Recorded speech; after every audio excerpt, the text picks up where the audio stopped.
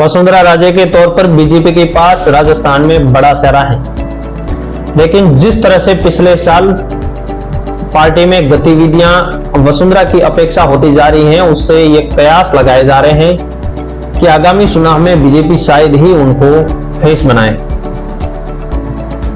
Congress party के वरिष्ठ नेता प्रसादी लाल मीणा ने एक बार कहा था कि जैसे राजस्थान में अशोक गहलोत के बिना कांग्रेस की कल्पना नहीं की जा रही है, वैसे ही वसुंधरा राजे सिंधिया के बिना भारतीय जनता पार्टी भी सूबे में जीरो है। अगर पार्टी राजे को नजरअंदाज करेगी तो वो उनका बुरा हाल हो जाएगा। राजस्थान के इन दोनों ही दिग्गजों की अक्सर अंदरूनी कलह का शिकार होना पड़ा है, लेकिन हर बार ये जीत की पताका लेकर ही उन मुश्किल हालातों से बाहर निकलते हैं। रजवाड़ों की भूमि पर हर बार सत्ता बदलती है। एक बार कांग्रेस पार्टी की सरकार रहती है तो अगली बार बीजेपी सरकार की जीत होती है। दिसंबर 1998 में गहलोत पहली बार सूबे के मुखिया बने थे और अगले चुनावों यानी 2003 में वसुंधरा के नेतृत्व में सूबे की सरकार बनी। तभी से एक साल तुम्हारी एक साल हमारी सरकार का फॉर्मूला राजस्थान में बदस्तूर जारी है। 2.5 दशक का समय बीत चुका है और सूबे की जनता वसुंधरा के नेतृत्व में सूबे की सरकार बनी।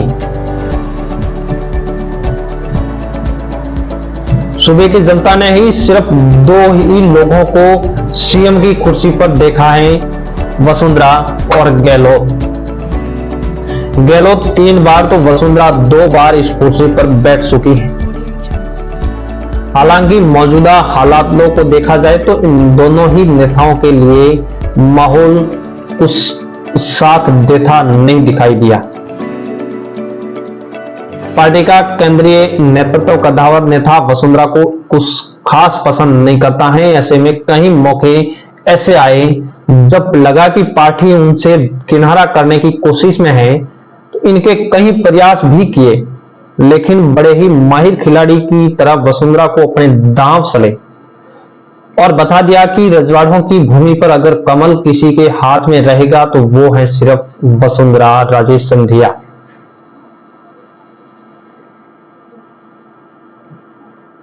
जब प्रधानमंत्री मोदी ने अजमेर से आगामी लोकसभा और विधानसभा चुनाव का बिगुल फूंका, तब से ये कयास लगाए जा रहे थे कि वो पूरी तरह से वसुंधरा को किनारे कर रहे हैं।